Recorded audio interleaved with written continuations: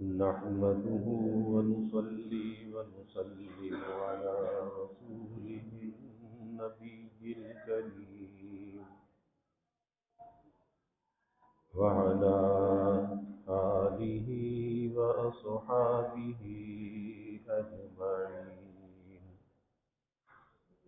اللهم صل على سيدنا ومولانا محمد وعلى آل سيدنا ومولانا محمد وبارك وسلم صلاة وسلاما كثيرا كثيرا. توفیق الہی اپنے مرشد پاک کی برکت سے عشاء کی اس نشست میں فضائل ایمان کا درس چل رہا ہے. اللہ تعالیٰ اس درس کی برکت سے ہمارے ایمان کی حفاظت فرمائے اور موت کا خبر تک اللہ ہمارے ایمان کو سلامت رکھے. دل میں نور اور ظلمت کی پہچان کے بارے میں بات چل رہی تھی. حضرت عبداللہ بن مسعود رضی اللہ تعالی عنہ ارشاد فرماتے ہیں کہ 4 چیزیں دل کی ظلمت اور تاریکی کی وجہ سے پیدا ہوتی ہیں. پہلی بات فرمائی کہ بغیر ضرورت کے پیٹ کو بھرنا.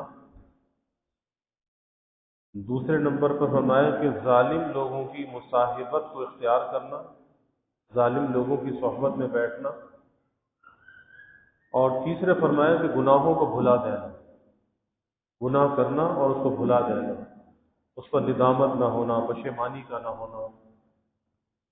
اور چوتھی چیز جس سے دل کے اندر تاریکی پیدا ہوتی ہے، تاریکی کی علامت ہے لمبی لمبی امیدیں باندھنا کہ اب ایک سانس کا انسان کو معلوم نہیں کہ زندگی صرف ایک سانس کا نام ہے.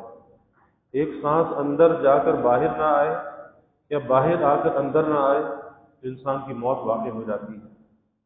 تو جس انسان کی زندگی اتنی محدود سی ہو اور وہ منصوبے بڑے لمبے لمبے بنائے اور آخرت کی فکر نہ کرے جہاں ہمیشہ ہمیشہ کے لیے جانا ہے، تو یہ علامت ہے کہ اس کے دل کے اندر تاریکی ہے، ظلمت ہے، اور اس کے دل میں اللہ کی یاد نہیں ہے، ذکر کے انوار نہیں ہے. پھر آگے فرماتے ہیں کہ 4 چیزیں دل کے نور کی وجہ سے پیدا ہوتی ہیں. آدمی کے دل میں نور ہوتا ہے تو 4 چیزیں اس کے اندر پیدا ہو جاتی ہیں. اس میں سے پہلی چیز یہ ہے کہ خوف خدا کی وجہ سے پیٹ کا خالی ہونا. اللہ کے ڈر کی وجہ سے، اللہ کے خوف کی وجہ سے انسان کا پیٹ کا خالی رکھنا. اب یہاں پر کئی باتیں ہیں. اس کی ایک مثال تو انسان کا روزہ ہے کہ جب آدمی روزہ رکھتا ہے تو اللہ کے ڈر اور خوف کی وجہ سے اپنے پیٹ کو خالی رکھتا ہے، اور یہ پیٹ کا خالی رکھنا اس کی روح کی غذا بن جاتی ہے کہ انسان جب روزہ رکھتا ہے اور روزہ رکھنے کے بعد جو روحانیت اس کے اندر پیدا ہوتی ہے وہ کسی اور عبادت سے پیدا نہیں ہوتی جو روزے سے پیدا ہوتی ہے. اور روزے کا کیا ہے کہ اللہ کا ڈر اور خوف ہے. آپ دیکھیں کہ ماہ رمضان کا مہینہ،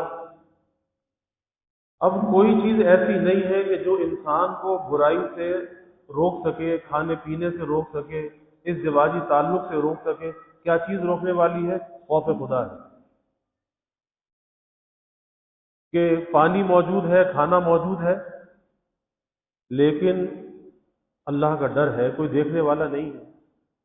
اللہ کا ڈر اور خوف ہے جس کی وجہ سے پانی کا قطرہ حلق سے نیچے نہیں جاتا، کوئی ایک روٹی کا لقمہ اندر نہیں جاتا. کیا چیز رکاوٹ بنتی ہے؟ اللہ کا ڈر اور خوف رکاوٹ بنتا ہے. بیوی پاس موجود ہے لیکن ہاتھ تک نہیں لگاتا، کس وجہ سے؟ اللہ کا ڈر ہے، اللہ کا خوف ہے، کیونکہ اللہ نے منع کر دیا. تو روزہ اس کی ایک بہت بڑی مثال موجود ہے کہ آدمی روزہ رکھ کر کس طرح سے اپنے پیٹ کو خالی رکھتا ہے، جبکہ اس کے مواقع موجود ہوتے ہیں. کوئی دیکھنے والا موجود نہیں ہوتا۔ اسی طرح سے اس پیٹ کو بھرنے کے لیے اگر آدمی کو لقمہ حرام اس کے اندر ڈال رہا ہے تو اس سے کہیں بہتر یہ ہے کہ اللہ کے ڈر اور خوف کی وجہ سے چاہے فاقہ کر لے، چاہے سوکھی روٹی سے گزارا کر لے، لیکن کبھی حرام کا لقمہ اپنے پیٹ میں نہ ڈالے، اپنی اولاد کے پیٹ میں نہ ڈالے۔ اس سے کہیں بہتر ہے اللہ کے ڈر اور خوف کو پیدا کرے، اس لقمہ حرام سے اپنے آپ کو بچائے، کیونکہ وہ حرام کا لقمہ اگر اپنے پیٹ میں گیا تو ظاہر ہے کہ اس سے گناہوں کے تقاضے پیدا ہوتے ہیں، اللہ کی نافرمانی کی راہ پر انسان چل پڑتا ہے۔ سبب کیا بنتا ہے؟ پیٹ میں حرام کا لقمہ ڈالنا۔ اور اگر خالی پیٹ رہتا تو اس سے انوار پیدا ہوتے، اللہ کی طرف دھیان اور توجہ جاتی۔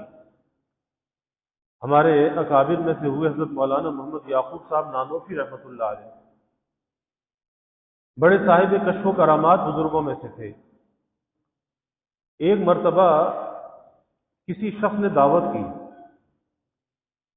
جب دعوت میں پہنچے کھانا سامنے آیا، ایک لقمہ منہ میں رکھا تھا کہ انہیں اس بات کا احساس ہو گیا کہ اس کا لقمہ صحیح نہیں ہے، بس وہ ایک لقمہ اندر گیا تھا، فوراً پتہ چل گیا کہ اس لقمے کے جانے سے اندر ایک دم اندھیرا سا آ گیا، اس کی ظلمت کا احساس ہوا اور کھانا چھوڑ دیا۔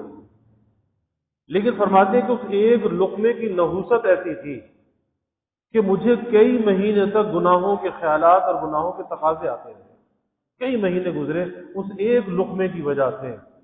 اور جو آدمی اس معاملے کے اندر فکر ہی نہ کرے کہ کیا حلال ہے کیا حرام ہے، کہاں سے لینا چاہیے کیا چھوڑنا چاہیے، تو پھر ایسے آدمی کے اندر کی کیا حالت ہوگی اور اندر کتنی ظلمت ہوگی، کتنا اندھیرا ہوگا۔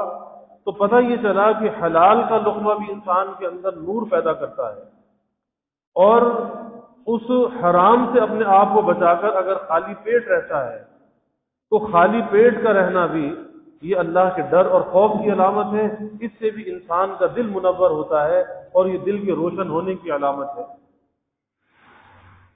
دوسری بات فرمائی، نیک لوگوں کی مجالست اور صحبت کو اختیار کرنا، نیک لوگوں کی مجالست، اور اس پر پہلے بھی بہت مرتبہ تفصیل سے بات ہو چکی کہ انسان کی زندگی کے بننے اور سنورنے میں جس چیز کو سب سے زیادہ دخل ہے وہ نیک صحبت ہے۔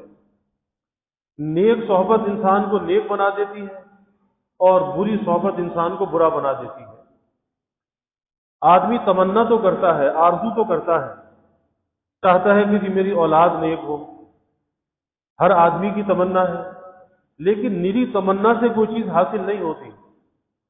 آدمی اگر یہ تمنا کرے کہ اولاد ہو جائے اور نکاح نہ کرے تو اولاد کہاں سے ہوگی؟ کیا صرف تمنا سے اولاد ہو جائے گی؟ آدمی یہ تمنا کرے کہ پیٹ بھر جائے لیکن کھانے کے لیے کوئی اس کے اسباب کو اختیار نہ کرے تو پیٹ کیسے بھرے گا؟ اسی طرح سے نیک بننے کے لیے اس کے جو اسباب ہیں، اور ان اسباب میں جو سب سے اعظم سبب ہے وہ نیک صحبت ہے، کہ انسان خود بھی نیک صحبت کے اندر جائے اور اپنی اولاد کو نیک صحبت میں لے کر جائے۔ حکیم الامت حضرت تھانوی رحمۃ اللہ علیہ فرمایا کرتے تھے، فرماتے تھے کہ بھائی یہ چھوٹے چھوٹے جو بچے ہوتے ہیں نا، انہیں اللہ والوں کے پاس لے کر جایا کرو، کیونکہ حالانکہ وہ کچھ سمجھتے نہیں ہیں، ابھی ایک ناسمجھی کی عمر ہے، ابھی اتنے سن شعور کو وہ نہیں پہنچے کہ وہ کسی بات کو سمجھ سکیں، لیکن فرماتے تھے کہ اللہ والوں کی نظریں جو ان پر پڑھیں گی، ان کی نظر کا پڑھنا بھی خالی نہیں جائے گا، اور یہ جو ان چہروں کو دیکھیں گے وہ چہرے ان پر نقش ہو جائیں گے، ان کے دل پر نقش ہو جائیں گے، اور وہ زندگی میں کبھی وہ چہرے ان سے محو نہیں ہوں گے۔ اس لیے چھٹیوں کا زمانہ ہو یا کوئی فرصت کا زمانہ ہو، اپنے بچوں کو نیک صحبت میں لے کر جانا چاہیے اور اس کا اہتمام کرنا چاہیے، کیونکہ انسان کی جو اصل کمائی ہے، انسان کی اصل کمائی اس کا مال نہیں ہے، انسان کی اصل کمائی اس کی اولاد ہوتی ہے، اور انسان کی اصل شناخت اس کا مال نہیں ہوتا، انسان کی اصل شناخت بھی اس کی اولاد ہوتی ہے۔ آپ دیکھ لیں کوئی اچھا انسان ہے، کہا جاتا ہے جی فلانے کا بیٹا ہے، فلانے خاندان کا ہے، تو کیا ہے کہ وہ اولاد ایک شناخت بن جاتی ہے. اور اگر کوئی برا ہے کہ جی فلانے کا بیٹا ہے، دیکھو اس کی حرکت دیکھو، اس کے کرتوت دیکھو، تو نسبت جو ہے بڑوں کی طرف جاتی ہے. اچھی نسبت بھی بڑوں کی طرف جاتی ہے اور بری نسبت بھی بڑوں کی طرف جاتی ہے. تو اگر اپنی اولاد کو نیک بنایا تو یہ اولاد دنیا میں بھی نیک نامی کا ذریعہ ہوگی اور بعد مرنے کی یہ صدقہ جاریہ ہوگی کہ ہم تو دنیا سے چلے جائیں گے لیکن اس نیک اولاد کے جو اعمال کا ثواب ہے وہ ہمیں خود بخود پہنچتا رہے گا، کیونکہ سب سے بڑا صدقہ جاریہ انسان کے لیے وہ نیک اولاد ہوتی ہے. اس لیے اپنی اولاد کے لیے کچھ اور کر کے جائے نہ جائے، لیکن ایک کام ضرور کر جائے، اور وہ یہ کام کر جائے کہ اپنی اولاد کو نیک بنا کر جائے. ورنہ دنیا کے مال و دولت اگر نااہل اولاد کو مل جاتا ہے تو وہ پھر نہ اس کو ماں باپ کی قدر ہوتی ہے نہ ان کے چھوڑے ہوئے مال کی قدر ہوتی ہے. پھر وہ ماں باپ کا جو مال ہے اسے اڑا دیتے ہیں. اور ایسی ایسی مثالیں موجود ہیں کہ بڑی بڑی ریاست کے مالک، بڑے بڑے مالدار لوگ، لیکن جنہوں نے اپنی اولاد کی تربیت نہیں کی لیکن مال بہت چھوڑ کر گئے، اور بعد میں اولاد نے اس مال کو ایسا اڑایا، ایسا ضائع کیا کہ پھر وہی اولاد اسی شہر کے چوراہے پر کھڑے ہو کر بھیک مانگتی. کس وجہ سے؟ کہ مال تو بنایا لیکن اولاد کو نہیں بنایا. تو انسان کی اصل توجہ کا مرکز اور محور جو ہے وہ اولاد کی تربیت ہونی چاہیے. مال بنانے پر نہیں، مال تو مل جائے گا، جو اللہ نے مقدر میں لکھا ہے وہ مل جائے گا، لیکن اپنی اولاد کو بنانے کی پہلے فکر ہونی چاہیے، کیونکہ یہ اولاد ہماری شناخت بھی ہے اور یہ اولاد ہمارا سرمایہ بھی ہے. اس سے بڑھ کر کوئی سرمایہ نہیں ہے. لیکن آج اس کی قدر نہیں ہے. آدمی نے اپنے آپ کو دنیا کے اندر کھپا رکھا ہے. یہی وجہ ہے کہ اولاد کے ساتھ جیسی انسیت ہونی چاہیے اور اولاد کے ساتھ جیسا بے تکلفی کا تعلق ہونا چاہیے، آج وہ اولاد اور والدین کے درمیان وہ موجود نہیں ہے. حجاب ہے، یہ حجاب نہیں ہونا چاہیے. ایسی بے تکلفی ہو، ایسی دوستی ہو کہ وہ اولاد اپنی ہر بات اپنے باپ سے کہہ سکے، کہنے میں کوئی حجاب نہ ہو، اسے ڈر نہ ہو، اسے خوف نہ ہو، اتنا اپنے ساتھ بے تکلف کر رکھا ہو اور ایک دوستانہ ماحول ہو. اور یاد رکھیے کہ روک اور دبدبے کے ساتھ، غصے کے ساتھ، جذباتیت کے ساتھ کبھی بھی اولاد کی تربیت نہیں ہوتی. اولاد کی اگر تربیت کرنی ہے تو میرے حضرت والد صاحب رحمۃ اللہ علیہ فرمایا کرتے تھے، بھائی دوستی لگا لو. اولاد کی جو تربیت ہے وہ باپ بن کر نہیں ہوگی. آج کا یہ زمانہ ایسا ہے کہ زمانے کی نبض کو پہچاننا چاہیے کہ زمانے کی نبض کیا ہے. تو آج اگر اولاد کی تربیت کرنی ہے وہ باپ بن کر نہیں ہوگی، وہ دوست بن کر ہوگی. اپنی اولاد سے دوستی لگا دو، پھر دیکھو وہ ہر بات آپ سے کہے گا، اور جتنا آپ کے ساتھ وہ اپنے آپ کو آرام کے اندر محسوس کرے گا کسی اور کے ساتھ نہیں کرے گا. اور اگر ہم اپنی اولاد سے دوستی نہیں لگاتے، انہیں اپنے قریب نہیں کرتے، تو ظاہر ہے اس کے اندر یہ مادہ تو موجود ہے نا دوستی کا. وہ چاہتا ہے کوئی مجھ سے دوستی کرے، کسی کے ساتھ میں بات کروں، کسی سے گفتگو کروں. تو جب گھر میں وہ ماحول نہیں ملے گا، باہر جا کے دوستیاں کرے گا. اور پھر آج کی باہر کی دوستیاں کیا ہے؟ وہ کسی سے چھپی بھی نہیں ہے. وہ باہر کی دوستیاں، چھوٹے چھوٹے بچے سگریٹ پینے لگ جاتے ہیں، چھوٹے چھوٹے بچے ہیں منشیات کے اندر مبتلا ہو جاتے ہیں، اسکول کالج میں جاتے ہیں وہاں پہ دوستیاں کر لیتے ہیں، منشیات میں لگ جاتے ہیں. کس کس قسم کے نشے، منشیات، آج وہ ڈرگ جو ہیں وہ کالجوں اور یونیورسٹیوں کے اندر موجود ہیں. اور چونکہ بچے کو گھر سے کوئی وہ دوستی نہیں ملی، پیار نہیں ملا، وہ ماحول نہیں ملا، اس نے وہاں اس دوست کو سب کچھ سمجھ لیا، اور پھر جا کر اس نے اپنی صحت کو بھی برباد کیا، مال کو بھی برباد کیا، اور سب سے بڑھ کر اپنے بڑوں کی آبرو کو رسوا کر دیا. تو بات یہ چل رہی ہے کہ نیک صحبت کے اندر جانا، نیک لوگوں سے تعلق کا رکھنا، یہ دل کے نور کی علامت ہے کہ دل کے اندر نور ہے. جبھی تو ایسی جگہ پر یہ جا رہا ہے تو خود بھی اپنے لیے اس بات کو پسند کرنا چاہیے اور اپنی اولاد کو بھی نیک صحبتوں میں لے کر جانا چاہیے. اور تیسری بات فرمائی، سابقہ گناہوں کو یاد کر کے روتے رہنا. سابقہ گناہوں کو یاد کر کے روتے رہنا یعنی اپنا جو ماضی گزرا ہے اس اپنے ماضی پر پشیمان رہنا، نادم رہنا. کیونکہ پارسائی کا ہم دعویٰ نہیں کر سکتے، انسان ہے، خطاؤں کا پتلا ہے، عصیان اور نسیان اس کے ساتھ لگا ہوا ہے، تو پارسائی کا دعویٰ تو نہیں ہو سکتا۔ لیکن ہم خطا کار ضرور ہیں، ہمارا ماضی گناہوں سے آلودہ ضرور ہے، بہت سی غلطیاں ہیں جو زندگی کے اندر کی ہیں۔ اب اپنے بارے میں کسی پارسائی کا کوئی دعویٰ کرنے لگے، ظاہر دعویٰ جھوٹا ہوگا۔ اس لیے اللہ کی نظر میں اگر معزز اور محترم بننا چاہتا ہے، اللہ کی نظر میں قابل قدر بننا چاہتا ہے، اس کا آسان سا راستہ یہ ہے کہ اپنے ماضی کو یاد کر کے روتا رہے، تنہائیوں میں، خلوتوں میں یاد کرے اور روئے کہ اللہ کے مجھ پر کتنے احسانات، اور یہ اللہ کا احسان کا کم ہے کہ انسان خطا کرتا ہے، اللہ ستاریت کی چادر میں ڈھانپ دیتا ہے، اس کی غلطی کو چھپا دیتا ہے، اللہ اسے رسوا نہیں کرتا۔ ورنہ اگر اللہ کسی کو رسوا کرنا چاہے پھر اسے رسوائی سے کوئی بچا بھی نہیں سکتا، لیکن وہ اللہ اپنے بندے پر کتنا مہربان ہے۔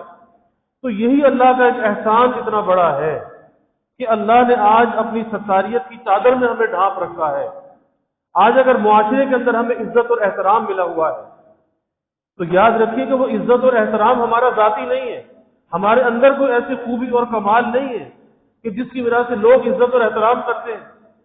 وہ عزت اور احترام صرف اس وجہ سے ہے کہ اللہ نے ہماری خطاؤں کو چھپا رکھا ہے، اپنی ستاریت کی چادر میں ڈھانپ رکھا ہے، کسی کو نہیں معلوم کہ ہمارے کرتوت کیا ہے۔ اس لیے لوگ عزت کرتے ہیں، احترام کرتے ہیں، عزت کی نگاہ سے دیکھتے ہیں۔ تو اپنے بارے میں کبھی دھوکے میں مبتلا نہیں ہونا چاہیے، پارسائی کا دعویٰ نہیں کرنا چاہیے کہ میں ایسا، بلکہ ڈرتا رہے، لرزتا رہے، اپنے کو خطاوار سمجھے اور پھر اللہ سے معافی مانگتا رہے، اللہ سے توبہ کرتا رہے، کثرت سے استغفار کرتا رہے۔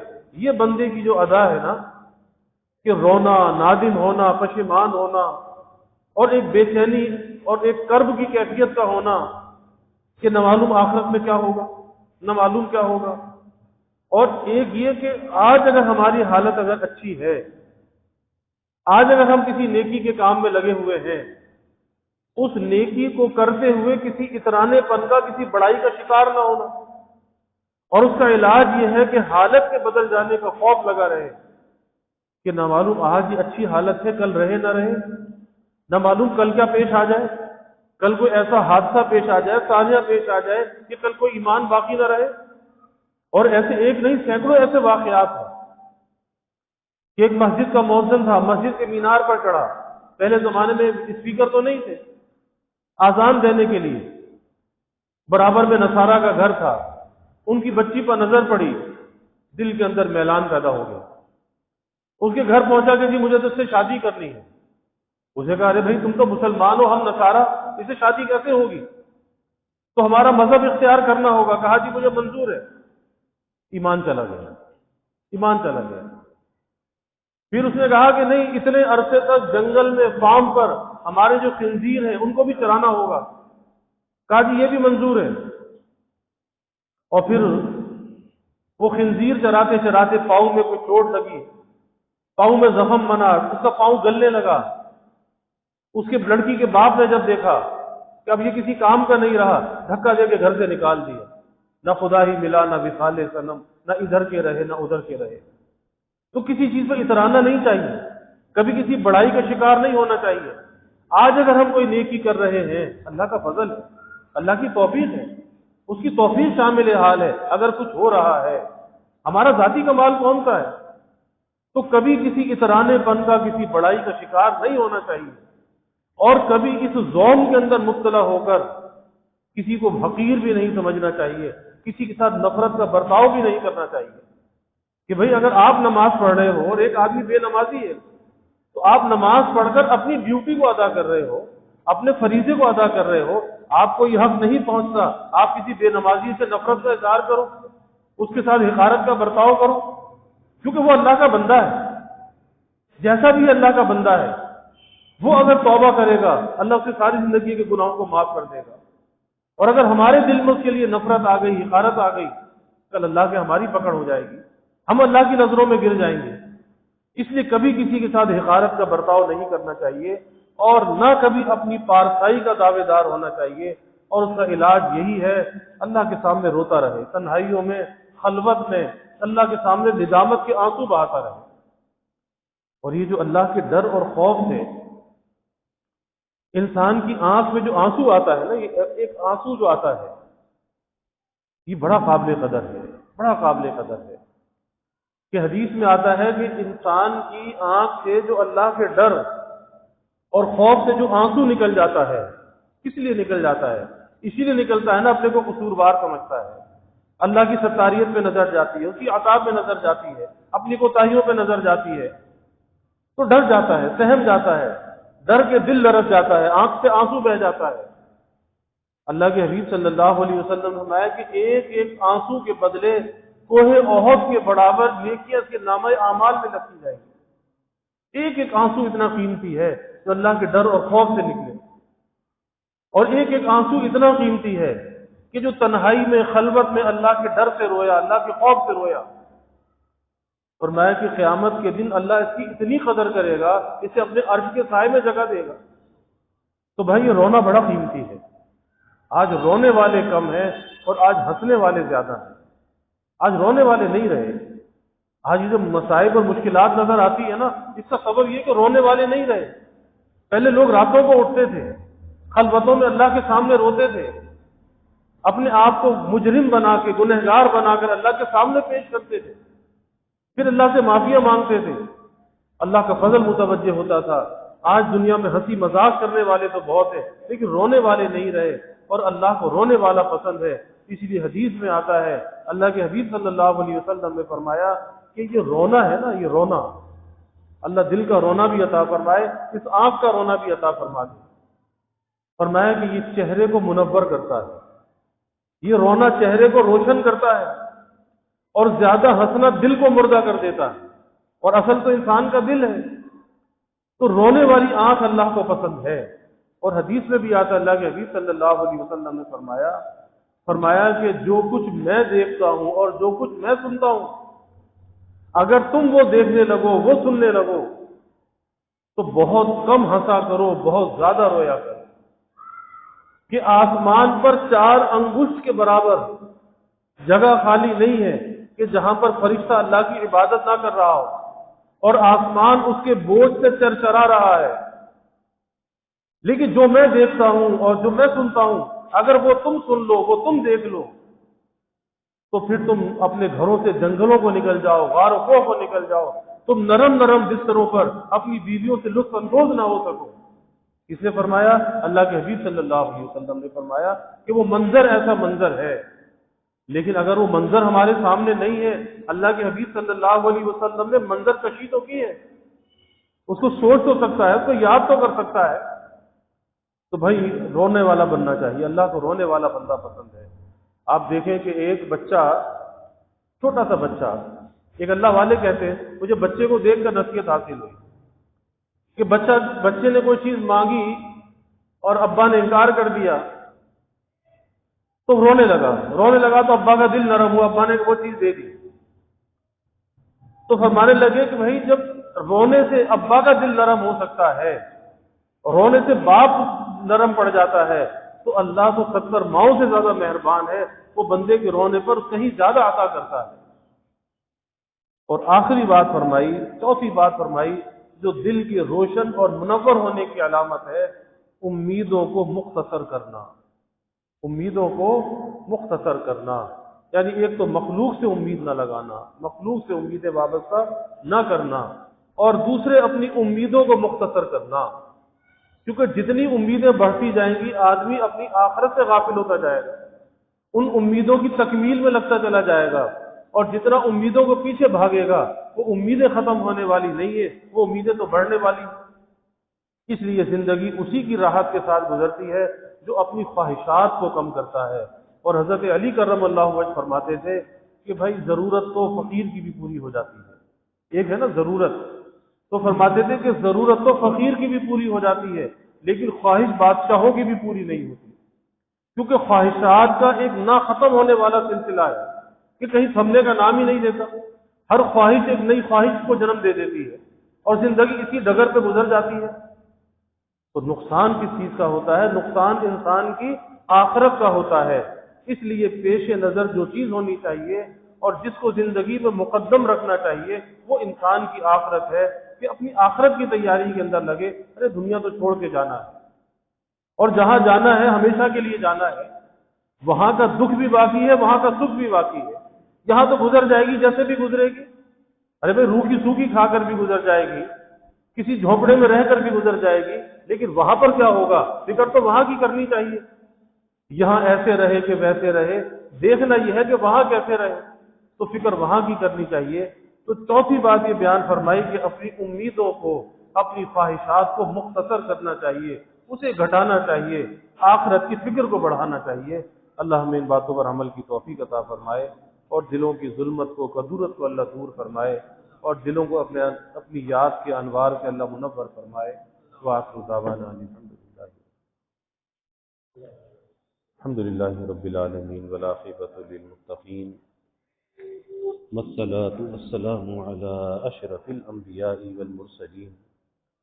اللهم صل على سيدنا ومولانا محمد وعلى آل سيدنا ومولانا محمد وبارك وسلم. ربنا آتنا في الدنيا حسنة وفي الآخرة حسنة وقنا عذاب النار. ربنا أتمم لنا نورنا واغفر لنا إنك على كل شيء قدير.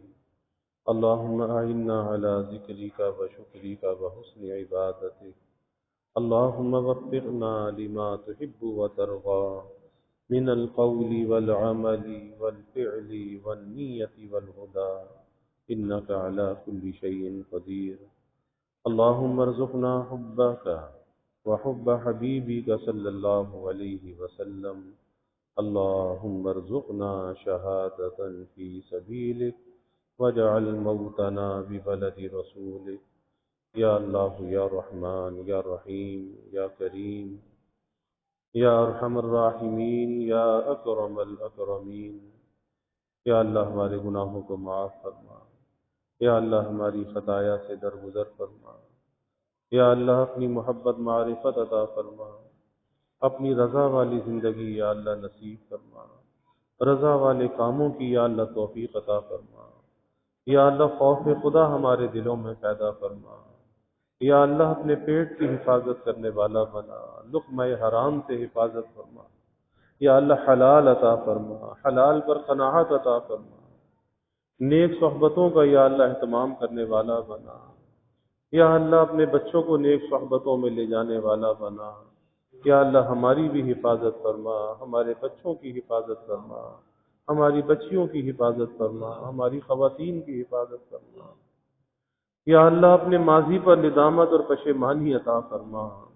یا اللہ جو ہمارا ماضی گناہوں سے آلودہ گزرا، اے اللہ اس پر رونے والا بنا، اس پر ندامت اور پشیمانی یا اللہ تیری بارگاہ میں پیش کرنے والا بنا. یا اللہ امیدوں کو مختصر کرنے والا بنا. آخرت کی فکر کو ہمارے اندر بڑھا دے. دنیا کی محبت کو یا اللہ دلوں سے نکال دے. دنیا کی چاہت کو یا اللہ دلوں سے نکال دے. یا اللہ طول عمل سے ہماری حفاظت فرما. ظاہری باطنی ہر قسمی ترقیات عطا فرما. یا اللہ سب کے دلوں کے نیک ارادوں کو، تمناؤں کو از غیب پورا فرما. سب کی حاجات کو پورا فرما. پریشانیوں کو دور فرما. بیماریوں سے یا اللہ حفاظت فرما. ہر ناگہانی بلا اور مصیبت سے یا اللہ حفاظت فرما. زمینی آسمانی آفات سے یا اللہ حفاظت فرما. موذی امراض سے یا اللہ حفاظت فرما. یا اللہ سب کے علم میں، عمل میں، رزق میں خوب خیر و برکت فرما. ابواب رزق یا اللہ کشادہ فرما. رزق حلال عطا فرما، آسان عطا فرما، برکت والا عطا فرما. یا اللہ رزق کے ظاہر بھی عطا فرما، رزق کے باطن بھی عطا فرما. اپنی محبت اور معرفت کا رزق عطا فرما. نیکی اور طاعت کا رزق عطا فرما. یا اللہ کبھی کسی کو مخلوق کا محتاج نہ بنا. یا اللہ ہمیشہ اپنے در کا سائل اور بھکاری بنا. اپنے در کا منگتا اور سوالی بنا. اپنے غیر سے ہماری امیدوں کو قطع فرما. اپنی ذات عالی کا یقین ہمارے دلوں میں پیدا فرما. یا اللہ ہر امید کو تیری ذات سے وابستہ کرنے والا بنا. یا اللہ ایمان کی ترقی، اعضاء کی سلامتی عطا فرما. ہر محتاجی معذوری سے ہماری حفاظت فرما۔ یا اللہ جب تک کی زندگی ہے چلتا پھرتا رکھنا، اعضا کی سلامتی کے ساتھ رکھنا، ہر قسم کی محتاجی معذوری سے بچا کے رکھنا۔ یا اللہ ہمارے ملک پر اپنی رحمتوں کا نزول فرما، اس ملک کو امن کا، سلامتی کا گہوارہ بنا۔ یا اللہ ہر قسمی دہشت گردیوں سے، فرقہ واریت سے، مذہبی منافرت سے اس ملک کی حفاظت فرما۔ یا اللہ اس ملک میں رہنے والوں کی حفاظت فرما، اس ملک میں معاشی، معاشرتی، اخلاقی اور سیاسی استحکام عطا فرما۔ ہر قسمی بد امنی، بے چینی، بے سکونی کو یا اللہ دور فرما۔ یا اللہ جس گرداب میں، جس مشکل میں یہ ملک پھنسا ہے، اس کے نکلنے کے غیب سے اسباب پیدا فرما۔ اپنی مدد اور نصرت کو یا اللہ نازل فرما۔ یا اللہ تا قیام قیامت اس ملک کی حفاظت فرما، اس ملک میں رہنے والوں کی حفاظت فرما۔ یا اللہ مہنگائی کے، گرانی کے عذاب سے نجات عطا فرما۔ سب کے گزر بسر کو یا اللہ آسان فرما، سب کے سفید پوشی کے بھرم کو یا اللہ قائم فرما۔ یا اللہ کسی کو مخلوق کے آگے رسوا نہ فرما، مخلوق کے آگے سوال کی ذلت سے بچا۔ عزت آبرو والی زندگی عطا فرما، ستاری والی زندگی عطا فرما۔ اپنی مدد اور نصرت کو ہمارے شامل حال فرما۔ یا اللہ قدم قدم پر تیری مدد کے محتاج ہیں، اے اللہ ہمیں بے یار و مددگار نہ فرما۔ یا اللہ سب کے گھروں میں خوشیاں، راحتیں، نعمتیں، برکتیں عطا فرما۔ یا اللہ ہر قسم کے ابتلا سے، آزمائش سے ہماری حفاظت فرما۔ گھروں کے ماحول کو جنت کا نمونہ بنا، آپس میں محبت الفت پیدا فرما، نفرت کو، عداوت کو یا اللہ دور فرما۔